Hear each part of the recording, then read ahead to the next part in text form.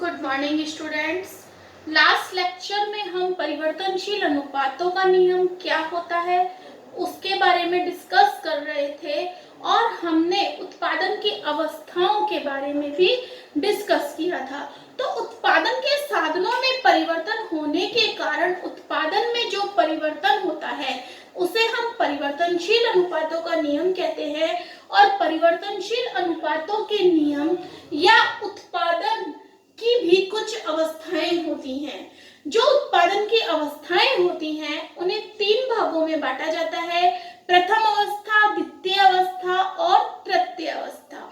इसके एक टेबल मैंने आप लोगों को लास्ट लेक्चर में बनवा दी थी, उसका डायग्राम भी बनवा दिया था। आज हम उस डायग्राम को एक्सप्लेन करेंगे कि प्रथम अवस्था में क्या होता है, द्वितीय अवस्था में क्या होता है और तृतीय अवस्था में क्या होता है। प्रथम अवस्था को बढ़ते हुए प्रतिफल की अवस्था, द्वितीय अवस्था को घटते हुए प्रतिफल की अवस्था और तृतीय अवस्था को ऋणात्मक प्रतिफल की अवस्था कहते हैं। तो हमने टेबल बनाई थी, उसमें हमने भूमि को कांस्टेंट रखा था, भूमि को हमने स्थिर साधन माना था और लेबर को हमने परिवर्तनशील साधन माना था। हमने देखा जैसे लेबर के यूनिट को हम बढ़ाते जाते हैं तो जो हमारा कुल उत्पादन है वो भी बढ़ता जाता है, फिर एक सीमा के बाद वो घटना शुरू कर देता है।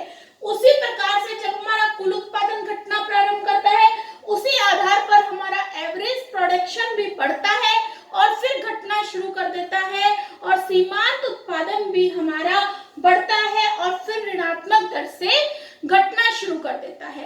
तो उत्पादन की फर्स्ट अवस्था कहां तक होती है? हमने यहाँ डायग्राम बनाया है। यहाँ पर लेबर की 4 इकाई तक, जब हम लेबर की 4 इकाइयां काम में लेते हैं वहां तक हमारी प्रथम अवस्था होती है। देखिए यहाँ तक हमारी फर्स्ट अवस्था होती है। तो फर्स्ट अवस्था में क्या होता है कि हम कुछ साधनों को स्थिर रखकर परिवर्तनशील साधनों की मात्रा को बढ़ाते हैं तो हमें बढ़ता हुआ उत्पादन प्रतीत होता है।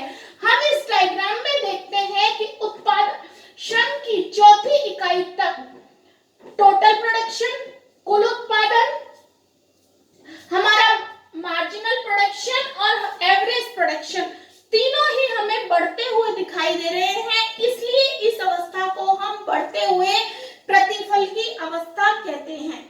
इस अवस्था को भी हम 2 भागों में बांट देते हैं। प्रथम भाग हमारा तीसरी इकाई तक है, जब हमारी औसत उत्पादन और सीमांत उत्पादन दोनों बढ़ते हुए होते हैं और दूसरे भाग में हमारी सीमांत उत्पादन और औसत उत्पादन दोनों बराबर होते हैं, लेकिन जो सीमांत उत्पादन है वो घटना शुरू कर देता है। देखिए चौथी इकाई पर हमारा सीमांत उत्पादन गिर रहा है और जो हमारा औसत उत्पादन है वो बढ़ती हुई दर से ही हो रहा है।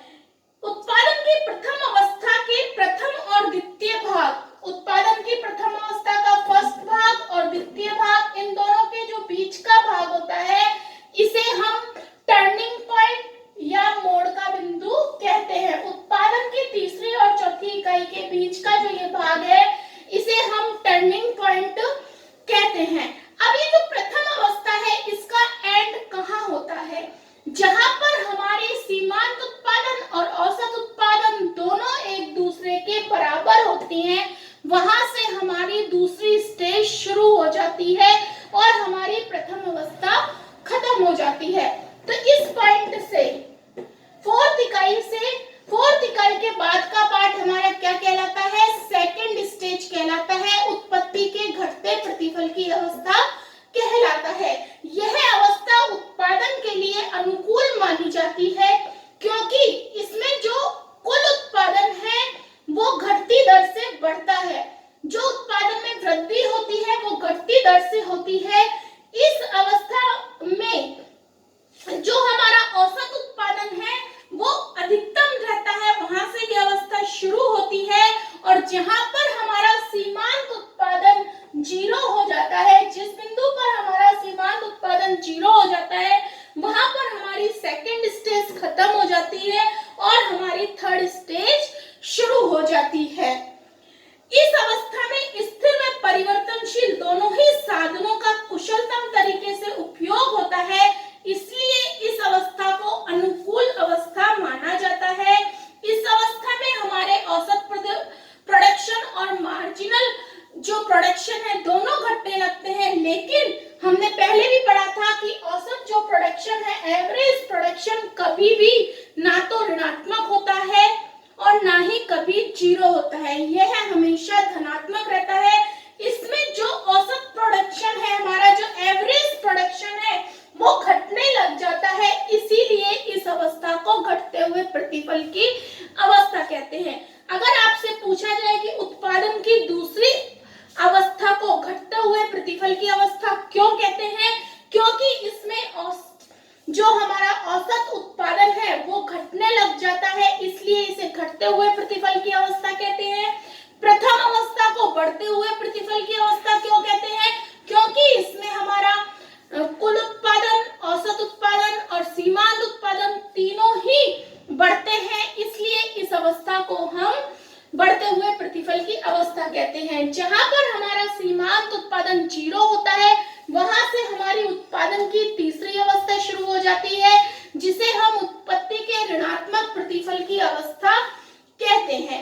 यह अवस्था उत्पादन के लिए हानिकारक मानी जाती है, क्योंकि इस अवस्था में परिवर्तनशील साधनों का अनुपात स्थिर साधनों के अनुपात से ज्यादा होता है और इस अवस्था में हमारा सीमांत उत्पादन ऋणात्मक हो जाता है तथा टोटल प्रोडक्शन और एवरेज प्रोडक्शन भी घटने लगते हैं, इसलिए इसे हम ऋणात्मक प्रतिफल की अवस्था कहते हैं।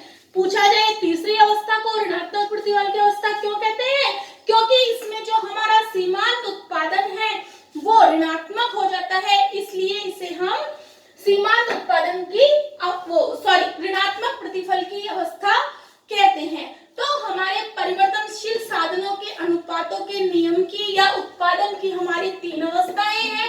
फर्स्ट अवस्था बढ़ते हुए प्रतिफल की, इंक्रीजिंग रिटर्न, सेकंड हमारे घटते हुए प्रतिफल की और थर्ड हमारे ऋणात्मक प्रतिफल की।